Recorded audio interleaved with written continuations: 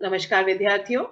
आज हम DOE worksheet number 42 कर रहे हैं। हमारा टॉपिक है वृत्त की स्पर्श रेखा। आपने वृत्त के बारे में आप जानते ही हो। ये हमारे पास वृत्त है। ये वृत्त का केंद्र है।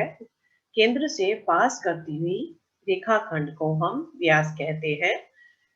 केंद्र और वृत्त के ऊपर बनी हुई रेखाखंड को हम अर्धव्यास या त्रिज्या भी कहते हैं। सीडी वृत्त की जीवा है। ये वह रेखाखंड है जिसके दो अंत बिंदु वृत्त के ऊपर होते हैं। ये आप पिछली कक्षा में पढ़ चुके हैं। अब हमें बताना है, याद कीजिए और बताइए। दिए गए चित्र में रेखाखंड सीडी को डैश कहते हैं। तो क्या कहते हैं? जीवा। वृत्त की त्रिज्या केंद्र और चाप वृत्त के डैश भाग में स्थित होते हैं। अब देखिए, यहाँ पर ये जीवा है, ये त्रिज्या है और वृत्त की चाप ये वृत्त के अंत भाग में स्थित होते हैं। वृत्त का व्यास वृत्त की सबसे लंबी डैश होती है। तो ये हमारे पास व्यास है, ये वृत्त की सबसे बड़ी जीवा होती है। अब देखिए आकृति नंबर 1 में, ये हमारे पास आकृति नंबर 1 है। रेखाखंड वृत्त के केंद्र से होते हुए वृत्त को दो बिंदु को छूता है। यह रेखाखंड वृत्त का व्यास है। तो ये केंद्र से पास करता हुआ है, इसके दो अंत बिंदु वृत्त के ऊपर है। तो इसको हम क्या कहेंगे? वृत्त का ये वाला, इसको नाम हम रख लेते हैं, इसका नाम ए बी रख लेते हैं। तो ये वृत्त का व्यास है। आकृति नंबर 3 में, ये आकृति नंबर 3 है। रेखाखंड वृत्त के बाहर स्थित है तथा वृत्त को केवल एक ही बिंदु पर स्पर्श करती है। ये ए बी बाहर है और एक बिंदु इस पी पर स्पर्श कर रही है। तो यह वृत्त की स्पर्श रेखा है। तो ए बी को हम स्पर्श रेखा करेंगे क्योंकि ये बिंदु को वृत्त को एक ही पॉइंट पर टच कर रही है। जिस बिंदु को वृत्त की रेखा छूती है वह बिंदु स्पर्श बिंदु है। तो चित्र में हमारे पास पी क्या है? स्पर्श बिंदु। आकृति नंबर 4 में रेखाखंड वृत्त को दो बिंदुओं पर प्रतिच्छेद करती है। यह वृत्त की छेदक रेखा है। ये देखिए, यहाँ पर ईडी जो है वृत्त को दो बिंदुओं पर कट कर रही है, एक यहाँ पर और एक यहाँ पर। ठीक है, ये रेखाखंड इन दो बिंदुओं से पास करती हुई जा रही है। तो ये क्या है? छेदक रेखा। तो अभी आप देखिए, ये मैंने चित्र बनाया है। इस चित्र में ये जो है वृत्त की स्पर्श बिंदु है। ठीक है, तो ये हमारे पास क्या आ जाएगा? स्पर्श रेखा बन जाएगी। तो ए बी स्पर्श रेखा है। अब यहाँ पर देखिए, यहाँ पर ईडी जो है, ये रेखा जो है वृत्त को काटती हुई जा रही है। तो ये क्या है? छेदक रेखा है। अगला देखिए, आकृति नंबर 2 में रेखाखंड वृत्त के बाहर स्थित है। ये बाहर की तरफ स्थित है। यह वृत्त को कहीं पर भी स्पर्श नहीं करती। प्रश्न नंबर 1, वृत्त की जीवा और वृत्त की छेदक रेखा से किस प्रकार भिन्न है? यहाँ पर देखिए, ये हमें अलग अलग वृत्त के चित्र दिखाई दे रहे हैं। तो ये हमारे पास जीवा है, इसको हम जीवा को ऐसे भी बना सकते हैं, जीवा को ऐसे भी बना सकते हैं। अब देखो, ये वृत्त की जो जीवा है, ये वृत्त को दो बिंदुओं पर टच कर रही है। ठीक है, और वृत्त की जो छेदक रेखा है, अब देखो ये वृत्त से काटती हुई जा रही है।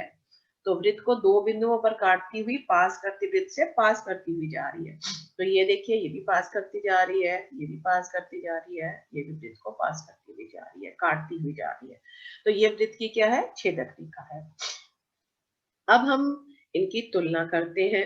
वृत्त की जीवक रेखा रेखा तथा स्पर्श रेखा में तुलना कीजिए। छेदक रेखा और स्पर्श रेखा में तुलना कीजिए। जीवा क्या होती है? ये वृत्त के अंदर स्थित होती है। ये देखिए वृत्त है, इसके अंदर जो है जीवा स्थित है। यह वृत्त को दो बिंदुओं पर छूती है। ये देखो दो बिंदुओं पर छू रही है। ये केंद्र से होकर भी जा सकती है। वृत्त, ये जो जीवा जो है, अगर हम इसको केंद्र से करते तो ये क्या बन जाएगी? ये इसका व्यास बन जाएगी। ये इसके केंद्र से पास होकर भी जा सकती है। छेदक रेखा, ये वृत्त को प्रतिच्छेद करती है। प्रतिच्छेद का मतलब काटती है। वृत्त को दो बिंदुओं पर प्रतिच्छेद करती है। ये देखो, एक और एक, दो, यहाँ पर भी देखो एक और एक, दो, ये दो बिंदुओं पर प्रतिच्छेद करती है। ये केंद्र से होकर भी जा सकती है। ये हमारे पास केंद्र है, अगर हम इसको प्रतिच्छेद रेखा को इसके केंद्र से भी ले जा सकते हैं। स्पर्श रेखा ये वृत्त के बाहर स्थित होती है, ठीक है, और वृत्त को केवल एक ही बिंदु पर छूती है, कभी भी केंद्र से पास होकर नहीं जाती। तो अभी हमने ये बनाई थी स्पर्श रेखा, ये वृत्त के बाहर है, एक बिंदु पर छूती है, ये केंद्र से होकर नहीं गुजरती, ठीक है। तो नेक्स्ट हमारे पास आ रहा है, अब इनके उत्तर दीजिए। वृत्त तथा वृत्त की स्पर्श रेखा के उभयनिष्ठ बिंदु को स्पर्श बिंदु कहते हैं। ये देखो, ये वाला हमारे पास बिंदु हो गया, ये हमारे पास क्या हो गया, स्पर्श बिंदु। वृत्त, आप एक वृत्त में कितनी स्पर्श रेखाएं बना सकते हैं? ये देखो, हमने प्रश्न नंबर 2 है, तो उसने कहा है कि आप इसमें कितनी बना सकते हैं स्पर्श रेखाएं।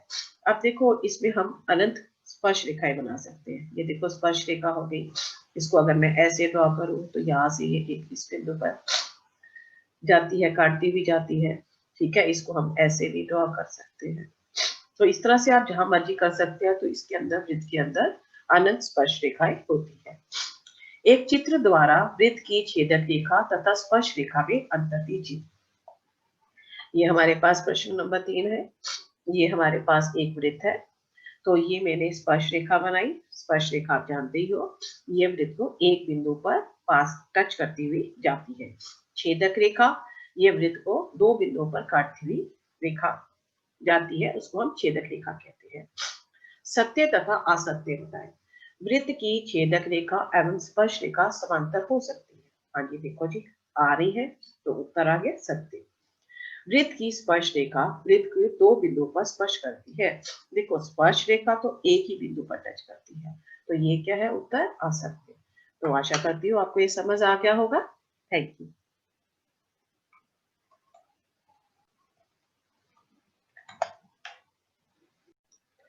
नमस्कार विद्यार्थियों, आज हम डीओई वर्कशीट नंबर 43 कर रहे हैं। इसमें हमारा मेन टॉपिक है एक बिंदु से एक वृत्त पर स्पर्श रेखाओं की संख्या। जैसा कि आप जानते हैं कि ये हमारे पास वृत्त है, तो वृत्त पर एक रेखा जो वृत्त को दो बिंदुओं पर प्रतिच्छेदित करती है, उसको हम छेदक रेखा कहते हैं। और एक वृत्त पर एक रेखा जो वृत्त को दो बिंदुओं पर छूती है, उसको हम जीवा कहते हैं। और एक रेखा जो वृत्त को सिर्फ एक बिंदु पर छूती हुई निकलती है, उसको हम स्पर्श रेखा कहते हैं। और जिस बिंदु पर छूती है, उसको हम स्पर्श बिंदु कहते हैं। तो आशा करती हूँ ये आपको समझ आ गया होगा। तो आज हम इससे फिलिंग द ब्लैंक्स सॉल्व करेंगे। एक डैश वृत्त को दो बिंदुओं पर स्पर्श करती है, तो एक जीवा दो बिंदुओं पर स्पर्श करती है। एक डैश वृत्त को दो बिंदुओं पर प्रतिच्छेदित करती है। अभी हमने किया था कि हमारे पास जो छेदक रेखा जो है, वृत्त को दो बिंदुओं पर प्रतिच्छेदित करती है। एक किसी वृत्त की स्पर्श रेखा उसे डैश बिंदुओं पर प्रतिच्छेदित करती है, तो उसको एक बिंदु पर प्रतिच्छेदित करती है। वृत्त तथा उसकी स्पर्श रेखा के उभयनिष्ठ बिंदु को डैश कहते हैं। क्या कहते हैं? स्पर्श बिंदु कहते हैं। तो अभी ये हमने समझा था। आज हम क्रियाकल्प करेंगे। तो जैसा कि आपको ये वृत्त नजर आ रहा है, तो हमने ये वृत्त ले लिया। तो वृत्त में क्या है, एक कागज पर एक वृत्त खींचिए, एक बिंदु P को इसके अंदर लीजिए। ये हमारे पास वृत्त है, इसके अंदर ये उन्होंने P बिंदु ले लिया। अब P बिंदु से आप अलग अलग तरह की रेखाएं खींचिए, तो आप देखोगे ये सारी की सारी रेखाएं जो है वो वृत्त के अंदर से पास करती हुई जाती है। तो ये वृत्त को छूती हुई भी नहीं जाती, ठीक है, वृत्त को किसी एक बिंदु से छूती हुई नहीं जाती। तो आपको यहाँ से क्या पता लगा? तो यह संभव नहीं है कि वृत्त के अंदर किसी बिंदु पर कोई स्पर्श रेखा खींची जा सके। अभी हमने बताया था कि स्पर्श रेखा क्या होती है।